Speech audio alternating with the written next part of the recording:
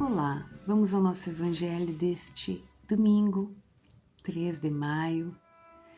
Vamos fazer uma prece, elevando o nosso pensamento a Deus, nosso Pai, em gratidão por mais este dia que se iniciou, em que abrimos os olhos, por esta existência, pela nossa vida.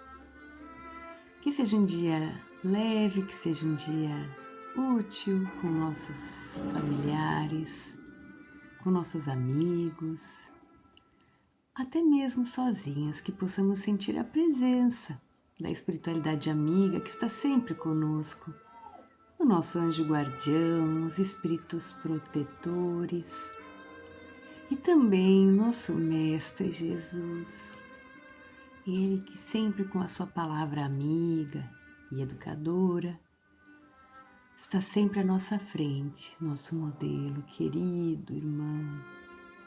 Fiquem conosco, espíritos amigos, hoje e para todo sempre. E que assim seja. Vamos então ao nosso Evangelho segundo o Espiritismo, está marcado aqui, deixa eu desmarcar. Vamos ver uma reflexão, um estudo para hoje, vamos ver o que nos vem. Vamos lá. Muito bem, capítulo 10, bem-aventurados os que são misericordiosos. Nos veio aqui, dentro do tema, o cisco e a trave no olho, o item 10, o item 9 nós já lemos, então vamos ler o item 10, que diz assim, deixa um pouquinho. Um dos defeitos da humanidade é ver primeiro o mal alheio, para depois ver o seu próprio. Para fazer um julgamento correto, seria preciso que o homem olhasse seu interior num espelho, se transportasse de alguma forma para fora de si mesmo e, considerando-se como outra pessoa, perguntasse: o que eu iria pensar se visse alguém fazendo o que eu faço? Indiscutivelmente, é o orgulho que faz com que o homem disfarce seus próprios defeitos, tanto os morais quanto os físicos. Esse comportamento é totalmente contrário à caridade, pois a verdadeira caridade é modesta, simples e tolerante. Não faz sentido praticar a caridade de maneira orgulhosa, pois a caridade e o orgulho são sentimentos que se neutralizam um ao outro. Aquele que é orgulhoso não consegue praticar a caridade. Um homem bastante vaidoso, que acredita possuir qualidades superiores, não consegue ressaltar o bem em outras pessoas, pois isso poderia ofuscá-lo. Assim, prefere ressaltar o mal que poderia promovê-lo. O orgulho, além de ser o pai de muitos vícios, ainda impede a manifestação de muitas virtudes.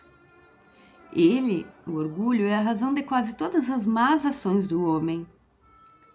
E foi por isso que Jesus se dedicou tanto em combatê-lo. O orgulho é, sem dúvida, o principal obstáculo ao progresso da humanidade. Muito bem, e aqui nós encerramos a nossa leitura do item 10 do capítulo 10, capítulo Bem-aventurados os misericordiosos, assunto o cisco e a trave no olho.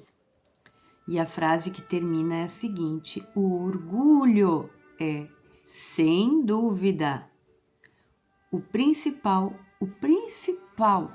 obstáculo ao progresso da humanidade. Ai, esse assunto, não é mesmo? O orgulho, essa chaga, o principal obstáculo, não sou eu que estou dizendo, o Evangelho nos disse o principal obstáculo do progresso da humanidade. E como é difícil combatê-lo em nós, Não vamos falar dos outros, vamos falar em nós, como é difícil. E esse grande assunto que nós vimos hoje, né, o cisco e a trave no olho. O que é isso, né? Aquela passagem onde nós vimos, vamos ver se está no início aqui do capítulo, que a gente pode até ler. Não estou localizando, mas ele fala o seguinte, que antes da gente observar o cisco no olho do outro, que a gente olhe na nossa, que provavelmente tem uma trave, quer dizer, é muito maior aquele defeito que nós observamos no outro, é muito maior provavelmente em nós mesmos, porque aqui tem muitas nuances que nós podemos ver. Primeiro, nós só podemos reconhecer, a palavra já diz, reconhecer. Nós só vemos no outro que nós já conhecemos, muito provavelmente em nós mesmos. E nos incomoda por quê? Porque sabendo que temos, nós não gostamos daquilo. Então nós abafamos em nós e combatemos no outro. Essa é uma das questões a serem observadas. Então, mesmo que não seja, mas fica o exercício. O que me incomodar naquele irmão, naquele familiar, aquele colega de trabalho, o que me incomoda? Me incomoda que a Dani é assim, assim, assim. Anota. O que te incomoda? Para e olha o que tem em ti. Esse é um primeiro exercício, porque nos faz crescer muito. Primeiro que a gente tira o foco e observar realmente nem é tanto assim o caso do que me incomoda lá, é algo que em mim eu posso mudar. É uma forma, né, de reconhecermos, bastante importante. Hoje ainda num livro Encontro Marcado eu estava lendo, né, sobre psicologia, porque isso tem um viés também, dessa nuance psicológica, isso que nós estamos falando, né, do reconhecimento, de olhar para o outro, projetar no outro, ver no outro os defeitos que muitas vezes nós temos, sem perceber, obviamente. E aí vamos trazer, assim, hoje eu estava lendo no livro Encontro Marcado, falava sobre psicologia e o evangelho. E ele, Emmanuel, né, é do Espírito Emmanuel, psicografado por Chico Xavier, e ele fala assim, que todas essas ciências de autorregulação, autoconhecimento estão corretas nas suas linhas de abordagem, né, das técnicas, dos caminhos a seguir estão corretas. Mas às vezes elas pecam em algo trivial, que tudo deve partir do seguinte: fazer ao outro o que gostaria que fizesse a si mesmo. Então, e isso que o Evangelho de hoje trouxe aqui. O que ele diz? Se coloca no lugar do outro. Ainda mais nós, espíritas, que temos conhecimento, que o que estamos vendo ali é uma nuance do irmão, que se ele age daquela forma, que se ele se comporta de forma A ou de forma B, é porque existe uma história muito além da história deste corpo físico que nós conhecemos. Nós não conhecemos nem a história toda daquele irmão nesta existência, quanto mais de todas as outras. Como que nós vamos querer fazer um julgamento do que aquele irmão é, do que aquele irmão fala, do que aquele irmão escolhe? É puro orgulho. Aí entra aqui, é puro orgulho. É eu não querendo olhar os meus problemas, ficar arranjando problema nos outros. Então, se ponha no lugar do outro. Eu gostaria que, com todos esses dilemas que eu tenho, que eu sofro, que eu ponho um sorriso no rosto, levanto, vou trabalhar, eu gostaria que alguém sentasse e ficasse com uma prancheta ali. Não. Claro que não. Por que fazemos isso com os irmãos? Então, antes de olhar, né, o cisco no olho do outro, olha a trave que tem no seu, os problemas que nós temos.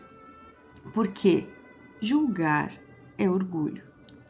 E Nenhum tipo de ódio pode ser de Deus. Essa frase nós temos que tatuar assim na mão. Modo de dizer, né? Mas nós temos que... Porque tem gente que acha justificável odiar. Porque a pessoa não faz como eu acho que deveria fazer. Não trabalho tanto que eu acho que deveria trabalhar, não acorda a hora que eu acho que tinha que acordar, não tenho o partido que eu acho que tinha que ter.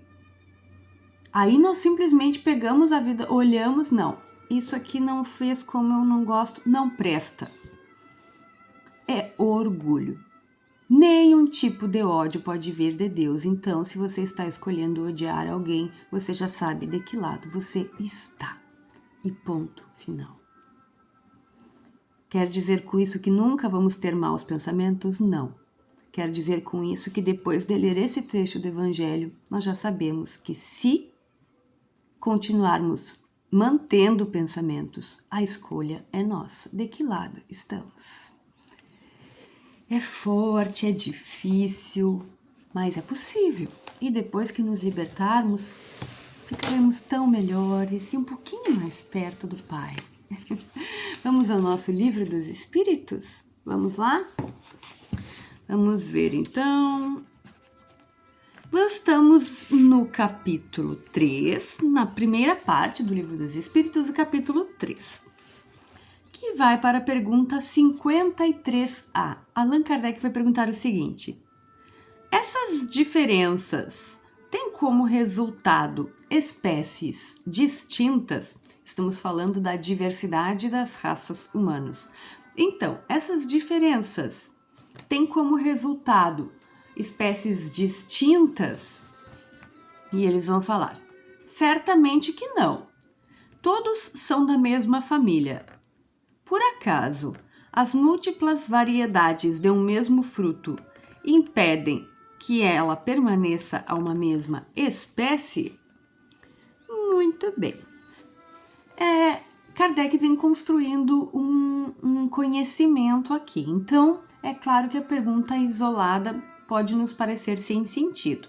Então, retorna, lê a 52 e a 53, que aí vai conseguir entender esta daqui. Nós não vamos retornar agora porque nós já as lemos.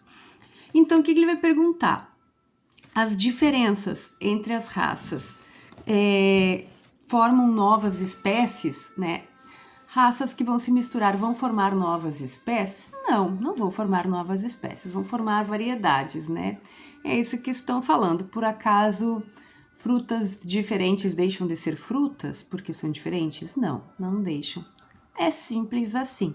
Mas dá dentro de todo o amplo conhecimento. Então, quem chegou hoje por acaso, para não parecer que não tem sentido, estamos na construção do conhecimento sobre a diversidade das raças humanas. Então, leia as duas perguntas anteriores e todas as outras anteriores dentro do possível, que dará para entender.